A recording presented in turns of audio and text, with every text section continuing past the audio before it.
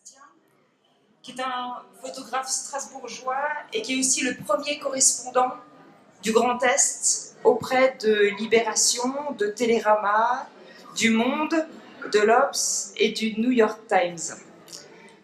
À Simultania, nous avons déjà accueilli des hommes et des femmes qui nous ont touchés. Mais ce soir, je peux dire de façon un peu pompeuse que Pascal Bastien est le photographe français le plus touchant de sa génération.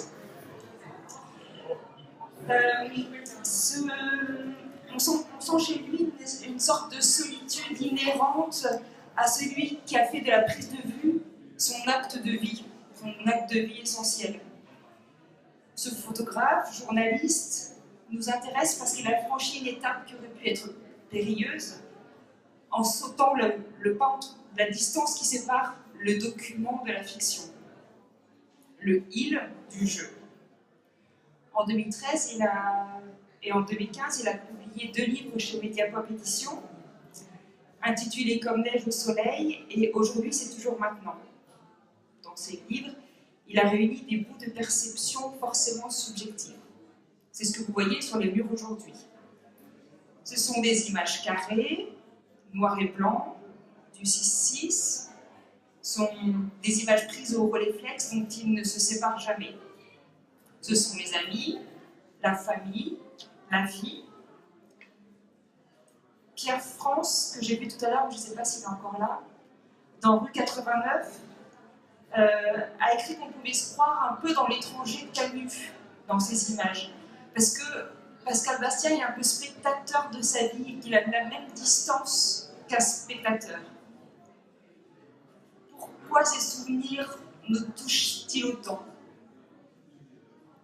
Dans cette exposition, vous pouvez voir aussi le travail du photojournaliste. Les facsimilés que vous voyez ici, vous pouvez les consulter, parce que nous avons montré ce travail de commande et ce travail réalisé dans l'intimité, parce que nous avons souhaité vous parler de l'homme. Je vous invite vraiment à écouter, pas ce soir, mais à revenir et à écouter l'interview de Pascal Bastien et Alain Kaiser. Ça dure 30 minutes, ça permet vraiment de comprendre encore sa démarche.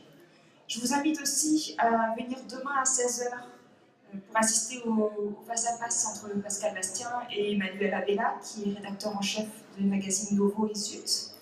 Et aussi à la table ronde avec Stéphane Brasca, qui est rédacteur en chef, lui, du magazine De l'Air. La table ronde traitera de la thématique extrêmement pertinente. Ce sera état d'âme dans le photojournalisme, image politique et regard d'homme. Donc demain, entre 16h et 18h. Pour finir, quelques remerciements pour cette exposition. Laura a géré toute la coordination. Camille a fait toute la communication. Laure aussi était là.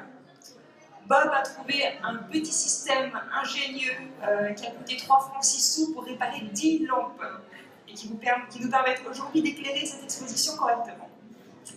Mathilde est venue de Givors.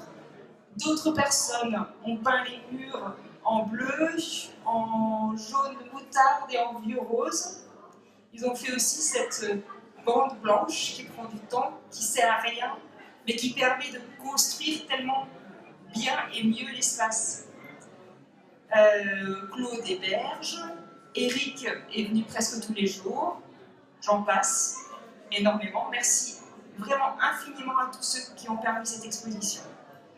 Et merci à tous ceux qui nous accompagnent, tous les partenaires qui continuent à croire en nous, en notre travail, les partenaires publics et les partenaires privés. Je vous vais donner la parole maintenant à l'artiste.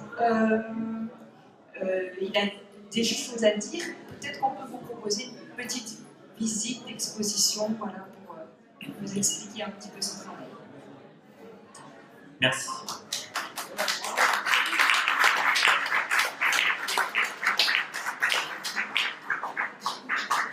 Alors, je vais commencer tout de suite par des remerciements aussi. Je remercie déjà l'équipe de Simultania qui a cru en ce projet.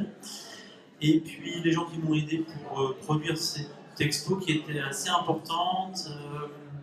Alors, je commence par les gens qui m'ont aidé à faire des tirages, parce que je n'ai fait que des petits tirages dans mon labo. Tous les autres ont été faits par Jean-François Patron, qui est à DJFP, et un copain parisien qui est Jean-Manuel Simoes, pardon, et qui s'est occupé des grands tirages et des encadrements des grands tirages. Voilà, je remercie aussi Rachel Perron qui m'a aidé pour la scénographie, qui a fait un peu de tri dans tous mes 5 dernières années d'images et qui m'a aidé aussi à mettre ça en espace. Et puis, voilà, voilà pour les remerciements. Oui, alors je me suis fait une anti-sèche parce que je suis assez mauvais à l'orage, meilleur photographe.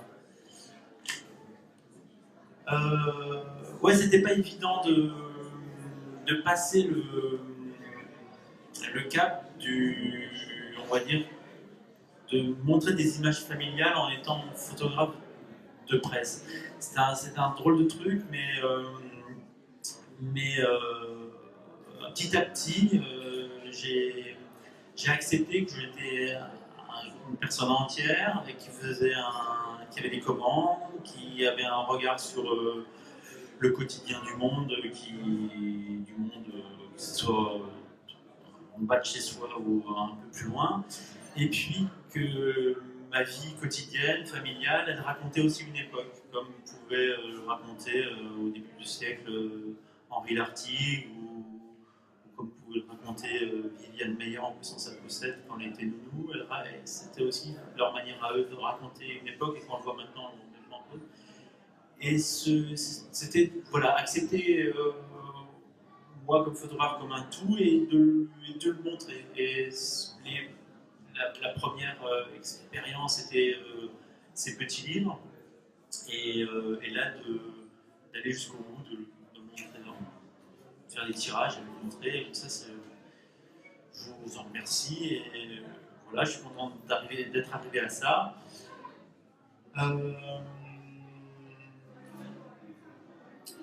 Je sais plus ce que je voulais dire, voilà, mais évidemment, je ne rêve pas à me relire, on dit ça rien.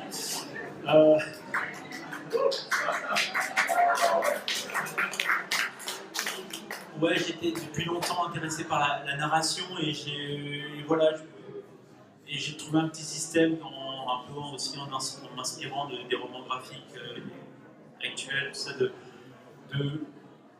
j'ai pu aussi comprendre en faisant que raconter ma vie, c'était pas simplement raconter ma vie, mais ça pouvait être aussi simplement des portes ouvertes à la mémoire de tout le monde, aux souvenirs, à la vie quotidienne. Et c'est aussi un pont qui est un pont visuel, mais à chacun. Et ce côté-là, un peu universel aussi dans ma démarche, dans cette démarche noir et blanc. Et puis le noir et blanc carré, avec un vieux appareil photo, ça me permettait aussi de bien distinguer mon travail de commande, qui est maintenant entièrement numérique, en couleur, et de revenir un peu aux sources de la photographie, avec de la pellicule, et faire peu de photos. Et voilà. En tout cas, merci à tous, et puis bonne expo. Je ne sais pas comment tu veux faire pour le tour des salles. Vous en avez pas marre? Peut-être que tu peux nous parler de cette série? Celle-là, là? Alors, ok. Alors ça, c'est un peu... en fait, en faisant en pensant à l'accrochage, j'ai commencé à regarder mes 2 livres que j'avais faits, et puis j'avais d'autres images, et je me suis dit comment on raconte un quotidien un peu banal, des choses qu'on regarde, qu'on photographie pas. Alors j'ai regardé dans mes planches contact, et puis j'ai commencé dans mes planches contact, il y a souvent des plats comme ça, il y a une photo, des choses complètement banales, on va dire. Et alors du coup j'ai pris 6 photos qui sont alors c'est complètement intemporel, c'est complètement, voilà, c'est des choses hyper simples, une patate, un œuf. Et voilà, j'avais envie de montrer c'est aussi complètement universel, des choses posées sur la table. Oui, on a tendance à à oublier de regarder. C'est aussi un peu le travail du photographe, de regarder les choses pour compter le quotidien. Tu veux que je fasse le ça un peu à la fin? Donc on arrive dans l'expo et il y a des portraits qui nous disent bonjour, comme ça. C'est un peu des gens que j'ai croisés, qui font partie de mon quotidien, des parents, des amis, des gens aussi, des personnes que j'ai croisées dans le TGV qui m'ont raconté sa vie, qui allaient faire la manche dans le métro. Enfin, et voilà des gens avec qui j'ai gardé contact. Voilà. Donc c'est des portraits, donc j'ai toujours moi un appareil 6 dans la poche, et souvent je profite pour faire un portrait dans la rue de gens que je croise. Donc voilà, donc, bonjour. Après, vous pouvez aller à droite ou à gauche. D'un côté, vous arrivez dans ce quotidien. Voilà, quotidien un peu de vacances, un peu un quotidien où j'ai les enfants à l'école. Voilà. Et puis, il y a une grande salle où c'est des voyages.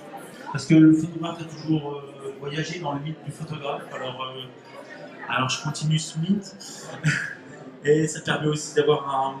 Même si ces voyages font partie intégrante de ma vie quotidienne, j'ai la chance de pouvoir partir souvent. Et voilà. Et puis il y a une salle au fond qui est une salle de souvenirs. Là c'était une manière de ramener... Parce que toutes les images elles ont été faites en gros les 5 dernières années. Et là c'était une astuce pour pouvoir faire venir mes 20-25 années de photographie à maintenant. Donc, voilà, le petit jeu de je me souviens, j'ai fait une petite.